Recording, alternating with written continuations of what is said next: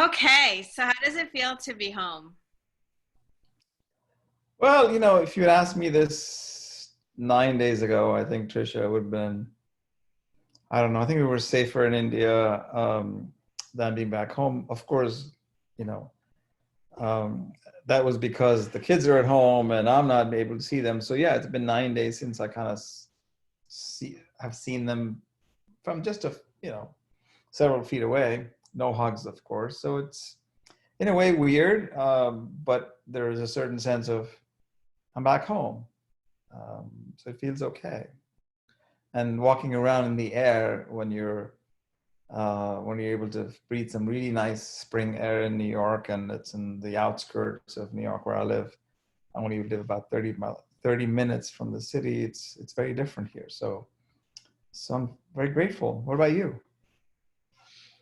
Yeah, I think I told you the first couple of days we were home, I just slept. I slept for 16 hours the day that we arrived. And then for the next couple of nights after that, I slept 10, 12 hours. So I slept a lot in the first 3 days. Mhm. And then started to get back into the swing of things on Wednesday. Tried to establish some sort of routine where I felt like I was winning my mornings. And so I had great productive days on Wednesday, Thursday, Friday last week. But then the weekends, I was out of sorts because normally on a Saturday, I would be up and about and doing things for myself, meeting friends, being with my family.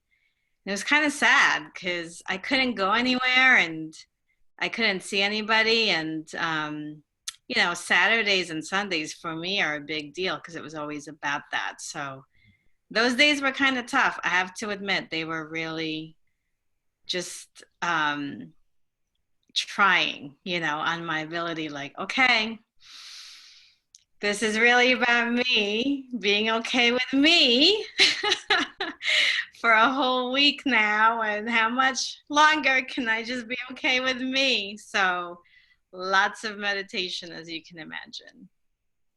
Well, you got to be your best friend to be able to live a happy life, right? So, yeah, and this was Easter weekend too. So we had Good Friday, Saturday, and Sunday. I was delighted to be part of a ceremony conducted by my daughter's father-in-law, who's a pastor. Cheers to you. Oh, cheers. Nice to be, whining in our bed. I'm in my bedroom, of course. Haven't had too many opportunities in the last 9 days to go down to mingle with my kids, but I have gone down to my office. I wear my gloves and my mask, and uh, I say hello from far away. So yeah, 5 more days to go. Anyway, so I think Easter was an interesting weekend. The first Easter, I think, in a long time where we did not go to church, but we did participate in a Zoom church call, which was amazing. Mm-hmm. So it's a new Mm-hmm. world. It's a new world for sure, and it's an unfolding of God knows whatever else, right? No pun intended.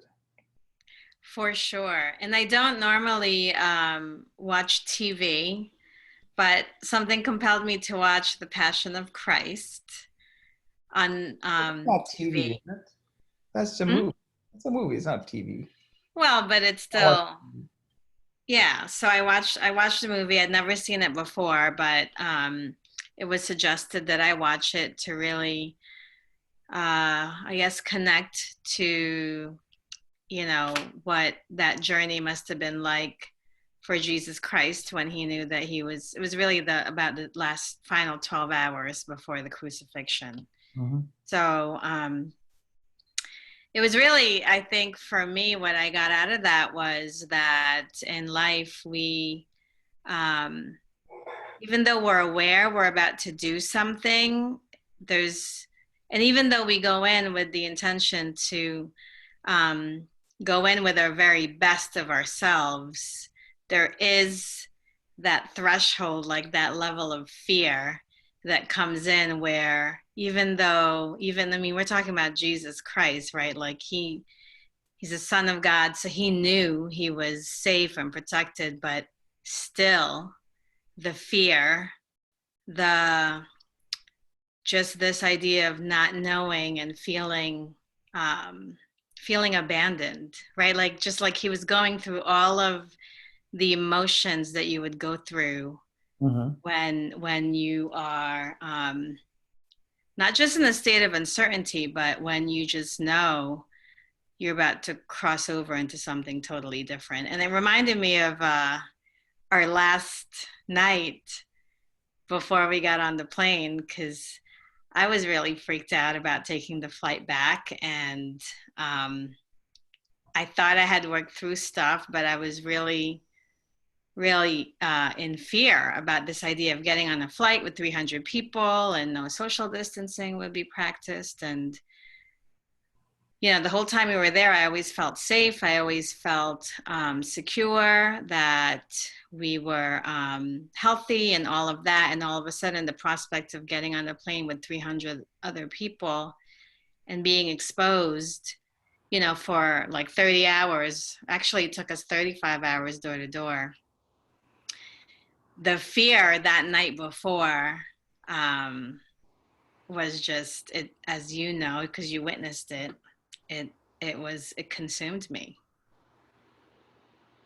And what did that teach you?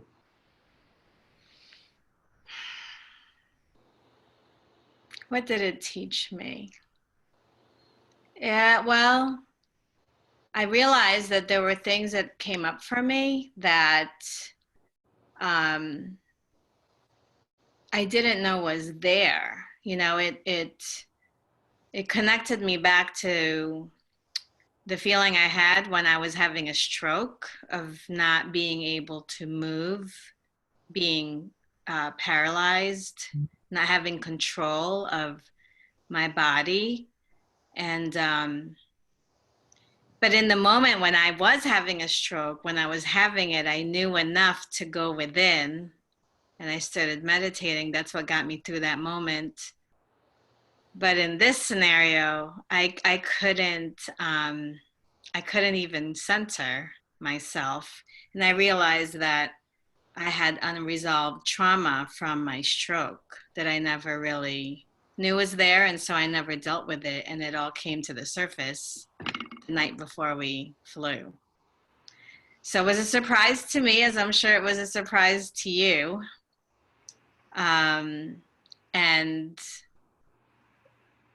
yeah, it was scary. Well, I'm sure it was, and I was witness to the fear, and it certainly shook me too, because, as you know, I've had maybe half a dozen such traumas, and I certainly had similar fears back, you know, 2 or 3 times, and I'm not going to go through those. But the thing is that this time it didn't feel for me that I saw that it was part of the journey that you wanted to, or that trip, the getting on the plane perhaps was the biggest fear, because we'd been protected and healthy for all these 17 or so days in the hotel, and you know, really being in a safe environment, and then to be out in that world with, you know, 300 people plus more that we come in contact with, you know, with security guards and with testers and other people and flight attendants, and then other people that we saw, and my God, wasn't the landing in Atlanta something totally weird, because you come to the United States and you're let loose, 300 people plus the crew, everybody's let loose into the country with not a single warning about what we should do, not even a piece of paper that says these are the 3 or 5 things you must do.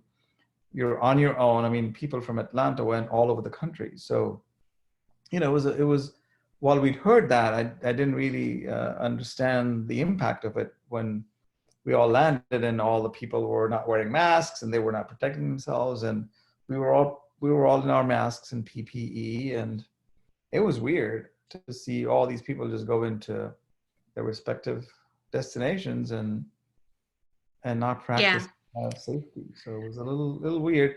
And the point I was making to make is that this is, it was unnerving for us to come into this environment because we felt protected. And then that we always knew that no matter when we came back and which city we landed in, the next 14 days we would have to either self-quarantine or find a way to protect our friends and family from us, because we don't know whether we carried anything in that trip, which was a 36-hour trip door to door. Yeah, we never really had any issues with the quarantine. We never had issues with the fact that when we received the communication that we would have to pay money, $2,000 at least, or that we could even just only take one piece of luggage, or that we were going to be landing somewhere we didn't know where, as long as it was in the United States, and we'd have to arrange for the rest of the way to get home. So none of those things really were an issue for us. And I think where we had trepidation was the idea that we had to get on a full flight with 300 people.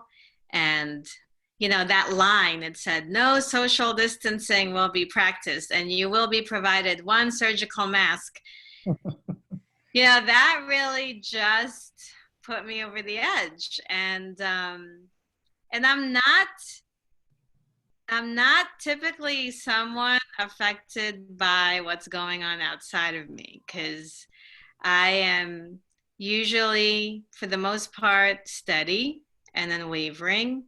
And I'm a person of faith and strong belief that I'm secure, I'm in good hands, that I'm protected.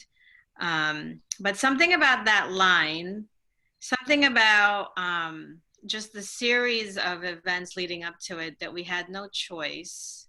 I think that's what it was. It was like, it was presented in a way that we had no choice, and it felt suffocating. And I think we saw the official email like on a Wednesday, and then really thinking about it and rehashing all of the different scenarios. And the other thing I learned from that experience too is, I had to, of course, talk to my family about it and talk to my friends about it, as did you. But I almost think that probably added to the unsteadiness I was feeling. Because then, in hearing so many different people's opinions and thoughts, in listening to so much noise, I couldn't hear my own anymore. And by the time we got to Friday night, and I thought I was settled, I thought I was settled by Friday, and I thought I was good, and I was really, I'm very, very good at focusing on what I need to focus on so that I could stay above the fray. I am really good at telling myself what I need to feel. That moment was a moment to, I think, show me that there's only so much you could do to push and suppress your feelings. You have to allow them to come to the surface, and you at least have to work through them. And I never worked through any of the fears I had around the time when I had the stroke. After I had the stroke, I went back to work and I acted as if life was just normal. In fact, I just did even more, because I wanted to prove that I didn't lose any of my faculties or any of my abilities along the way. And so I never really allowed myself, I guess, to process emotions that I had from that. And so the fears I had of being, anyway, I always thought I was unstoppable and fearless, and I still believe I am. But man, that Friday night, I was like, oh my God, I am like this insignificant nothing. That at the end of the day, I'm nobody.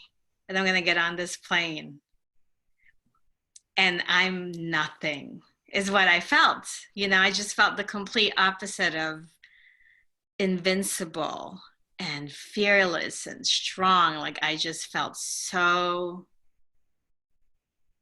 insignificant and like I had no control over anything. And it just, Anyway, as you know, as you remember, I'm sure, I was in a fetal position. That was how bad it was.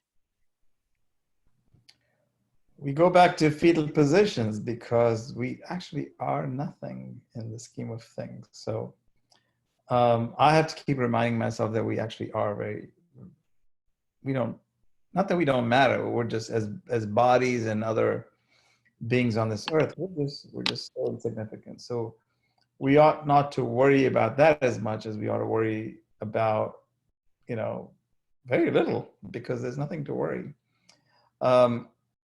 You know, and I keep listening to you know, somebody, you know, who keeps reminding ourselves of our mortality, and our mortality is my biggest motivation. So when we know that this is, we could be gone any moment, and you know, I think you and I both have lost many friends in the last several weeks and months, people we know.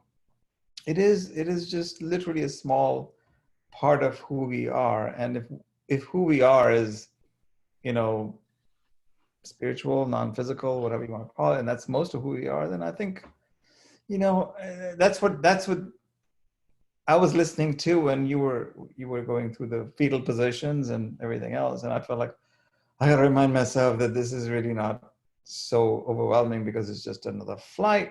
We still have to get through all of the other things. We don't know what we're going to get through, but it was still pretty scary, of course. And then if that is 5 or 10% of you and the rest of it is not you, then who are you? And then who are you, and you know, why are you here, and what is your purpose? Keeps bringing me back. That doesn't mean I'm perfect. It just means I get scared. But I've been through this 6 times, so I feel like, oh my God, what more do you want out of me, life? And so yeah, I just feel so mortal every day that I better do something every day, that I better be who I am. And you know, as long as I'm here in this short little blip of life, that I make a difference to somebody, 1 person, 10 people, who cares? So, but we're you know, we're starting to see the difference between human being and animals, and this is an animal virus that's affecting humans, and humans are carrying it.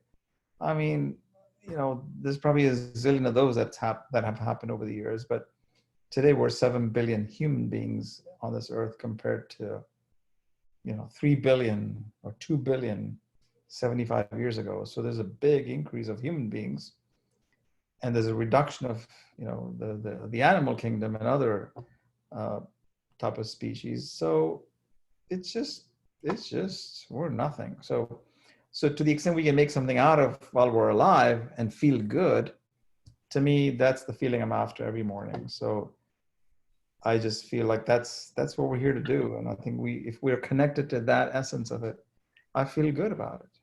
Oh, absolutely. And you know what I've realized since too?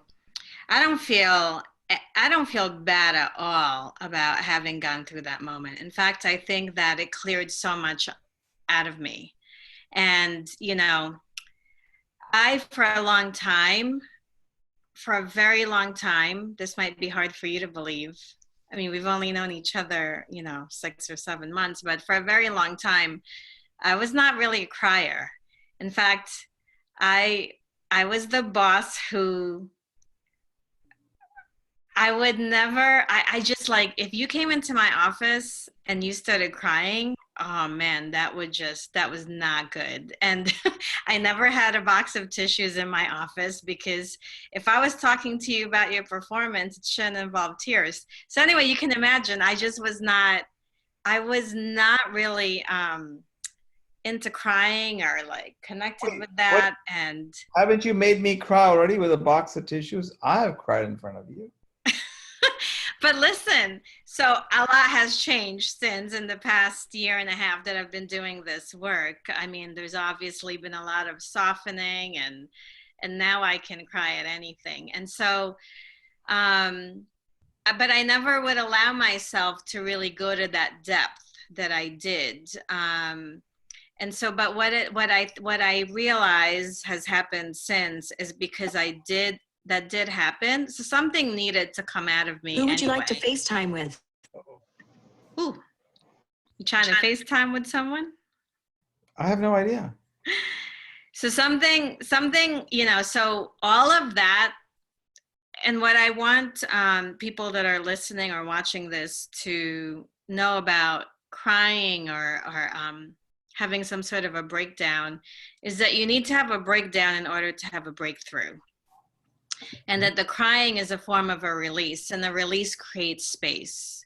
And when you're able to create space, you can actually be intentional about what you're going to put in to that space. And so for me, there was something very freeing about what it was that I released that night. And I didn't feel it immediately, certainly not the next day or not the next 36 hours that we were traveling. But I have to say, the past week, I've felt like, man, this is it. Like, I can do anything. Like, we can do anything. This is like, whoa. Like, if I was doing what I did, knowing I was carrying that, and I just was now able to let it go and release it, I'm so much more free. And I'm not saying it's done. We are human beings and we have layers, right? Layers. But I definitely shed a layer of unnecessary pain and unnecessary fear or doubt or worry. I shed actually probably a bunch of layers that night that frees me up to be able to create more space for possibility. So it was not a moment I was proud of. I'm grateful for you that you were there with me and you held the space for me, and that you extended grace and compassion to me. I know that must have been really scary for you. Like, you're like, what is happening to her? So, but I think that also says about you that I was able to actually just allow myself to, I felt safe enough that I could do that. So I think that's important. People that are going to watch this, that are going to listen, that's why it's so important that you surround yourself, you're discerning, and you surround yourself with people who really have your best interest and that allow you to be you and to be fully expressed. So that, as we go through this thing we call life and we expand and contract and expand and contract, that you're surrounded by individuals that are also have the mindset for an understanding for that's what growth is about. It's uncomfortable, and it's it's not for the faint of heart. What we did is not for the faint of heart. Like, everything that we did in India, which was so much fun. It was like such a fun adventure. And we got so much done. And, it might have looked like we were just having fun, but I want people to know too, we were there for 28 days and we only took 3 days off. And one of them was the day before we were flying. Or the day we were flying. I think 3 days off, including the day that we flew back. So it was probably the most productive 28 days that I've spent. I don't know, and as long as I can remember. Well, I think that's the power of momentum and focus. And I was going to go back, Triccia, to the fact that when we first embarked on this, which is almost just about 9 weeks ago now, that we said in our heads, this is an idea we should pursue, and then we did. And then all the few days we spent trying to figure out the curriculum, meeting in person, and then we had all the different conferences that you went to, I went to separately and otherwise together. We then ended up deciding whether we want to go to India at all, given that the coronavirus has already started to hit in the beginning of March. And the US was not on the negative list. And we actually went because the flight was going and we were going and because the flight was going.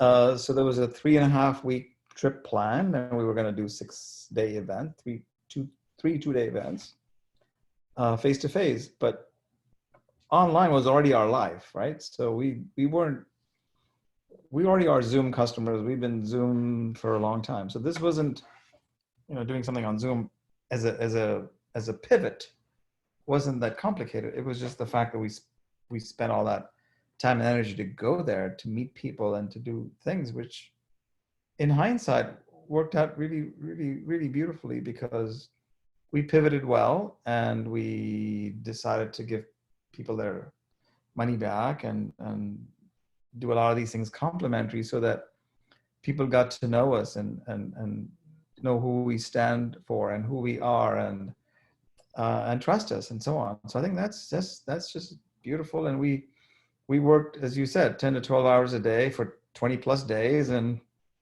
it was all, even though we were in quarantine, we were busy working. And I think people know that from our conversations with them.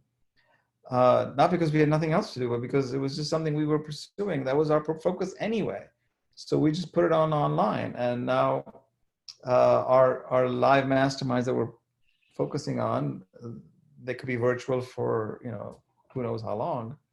We'll do them virtually for 2 days or 1 day, in addition to the monthly calls that we will have with the people that we've been speaking with all these weeks now. So I think it for me, as you just said, I think it's been an amazing experience, and that was not going to be an experience that went waste. This time was amazingly spent, and it was wonderful to also get to know each other and figure out how we operate and know our rhythms. And I think the fact that we were able to help people in this community, I think is amazing. And I just love the fact that who knows what else is going to come. And I think this is an unfolding of many things to come for entrepreneurs, business owners, not just in India but around the world. I think that's a great opportunity to build this community, to not just these times, and hopefully these are just temporary times, and we'll all get through these tough times, and not without the challenges of it. But yes, the recovery is going to be hard, and I think the economic recovery is going to be a little challenging. But we'll work through all of that. And I think support and providing those legs to people to say, yes, you can do this for whatever your business is and whatever your focus is. We're there to be part of it, and I just love to be part of that. So yeah, appreciate it. Thank you. Yeah, I think I remember sitting at our hotel in Gurgaon, and I remember saying to you, like, and I think at that point we knew we weren't going to be able to have the in-person event there. We knew we had to cancel Bangalore as well. We were flying back to Mumbai. And I remember saying to you, like, I would feel so bad. It just would feel so bad if we went back home without having impacted not one person. Like, I need to know that we at least made a difference to one person. Do you remember that? Oh yeah. So I think part of it was you left some bags in Mumbai, and I had suggested perhaps maybe we should just escape from Delhi back to New York, because I just felt that what we were going to do in India or anywhere, if it was going to be online, we could do it from anywhere, which is what we're doing now. But I'm glad we went back to spend the time that we spent in the local environment, the local time zone, to really figure out what made the difference and what worked. So yeah, I mean, we could have gone either way. I mean, who knows? But the bottom line is that we didn't go back to Mumbai to go pick up your bags, but because we felt, okay, there was some difference we could make to somebody. And there was a prospect of actually doing our event recorded live in Mumbai. And that's what brought us back. And then, of course, at the end of that, we couldn't do it in Mumbai, not because of us, but because of the hotel and because of the health department and other lockdown issues that we had to, suspend and pivot. So, and we did. So I think that was great. It was awesome. And I think it just goes to show that we're resilient. And I think we'll continue to learn from everything we learn. And so, yeah, Yeah. I'm honored that we did that. Yeah, and we pivoted and we went on to host 7 60-minute coaching calls over the course of 9 or 10 days, and then launched a subscription product. Mm-hmm. So that was really fun. That was, for me, that was really that was so much fun to just be able to deliver value, to be able to actually start, working together, see how we were on these calls. And it was fun. It was just discovery, what works, what feels good, what doesn't feel good. We had a lot of discussion about what we wanted it to be like, or your opinion and my opinion. And I think, and that was hard too. That was hard to figure out, well, what makes sense? He likes it that way. Well, I like it this way. Well, at the end of the day, you also well, you could just stick to what you like, but then what is the value that you get out of having 2 people versus 1, right? So it's this idea that 1 + 1 is not 2, right? 1 + 1 is 3. Or the synergy of what can happen when you actually are working with someone and partnering with them, collaborating, and then you bring in the participants and their ideas and their contribution. It really just makes the whole experience magical. That's really when you're able to see that what we think about, the potential is limitless, and we can only imagine, right? But it's when we're actually allowing ourselves to just go and figure it out along the way and make sure that we're having fun, that things turn out even better than what you can imagine, which is, I think, what happened, so that was great. I think the fun comes from the fact that we enjoy sharing and doing what we do. So I think that's the fun part of it. Hopefully the people that are participating with us are also having fun, but it's hard in these times when everybody's so externally focused that they're just, life is all about, what am I going to do with my business, my family, my livelihood, my, health. And I, particularly in places like India, where you're in small places and it's just you're on top of each other, or anywhere, even New York, it's people are on top of each other. So what's going to happen? People just worry about what's going to happen. And it's hard to focus on just here and not give so much control and power to what's outside of you.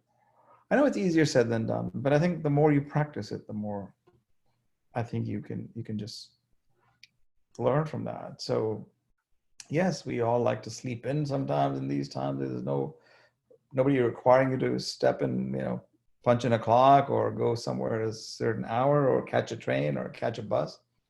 But truth be told, I think we're saving that time. Maybe we're getting better at sleep, and maybe hopefully we're doing more inner work and doing something with life and being productive in ways that we work fewer hours in the day, but yet we're far more creative and productive, overall. And I think that's just such a powerful, hopefully powerful outcome of this whole crisis of sorts. So anyway, I'm glad that we were able to write something about this in our memories in the future. That look, we went through this crisis and we survived, and I mean, hopefully we'll survive. The bodies will survive. Hey. But I think it's just an experience that it's something we walked into, and we stayed in it for a while. And it seems like we physically walked out of India, but we're still globally in the middle of it. So yeah, we're having our call. We're having our call with our tribe, you know, and this is these are the people that were joining those calls, the complimentary calls, and now they're in our membership, and we're having our first call with them this Friday, 4 days from now. So that's very exciting. You know, I really I love that, because we decided to stick to the mission, and we decided to stay steady in our purpose, that now all these individuals have something they're looking forward to. We're looking forward to the conversation, and they're able to come together. I feel so honored that we can hold space for these business owners, these entrepreneurs, their fathers and mothers and sisters and brothers and, you know, dads and moms, and they have this now conversation where they can just focus on themselves, their growth, their development, and they're able to find some sort of peace in knowing that by focusing on their habits, by challenging their mindsets and the way that they're thinking about things and broadening their perspective, that they can create a better reality for themselves and for, you know, their teams, their clients, and for their families. So for me, like, that makes it so worth it. I would do it all over again. I would go now. And also, you know, in India somehow has the virus because their lockdown was really strict, is really strict. As you know, the virus, they've been doing a great job with containing the virus. So, you know, we haven't mentioned it. We were really taken care of by the hotel. Those people were amazing. Yeah, I think we felt safe where we were. I think it was a bit of a cocoon. And, but as you say, I think as long as we make a difference to somebody's lives, I think that's what's more satisfying than anything else. And while the hotel was amazing for sure. And we'd only be so lucky to be like that here. I mean, let's not even go there. So yeah, it was, if we were able to make a difference to, you know, a few people in our community and people that are part of our tribe. I don't like that word tribe, but just as well, I think there's amazing people who have so much experience in life, who've built businesses and ran companies, and or new people, new startups, new entrepreneurs. I think all of you, we appreciate you being part of this, and we hope to continue to grow and be expansive in whatever way. And I hope you guys communicate much more in the community page that we built, so that we can answer more of your questions and more of the questions you might have in the future calls. We have a bunch of things for you coming up for this Friday, which we'll obviously share with you when we talk to you guys. Let us know if there's anything specific you want us to cover on top of what we think we're going to cover, and it would be great to talk to you on Friday this week. All right. Well, I think we've talked enough. I'm sure there's more we could share. There should probably be a series of these videos so that as we continue to unpack everything that occurred, because there was so much. So in the meantime, I think this is a good first installment for our, just reflection of what it's been like since we've been back. So, on that note, namaste, and we'll see you soon in a few hours or a few days. Okay. namaste. Bye, guys.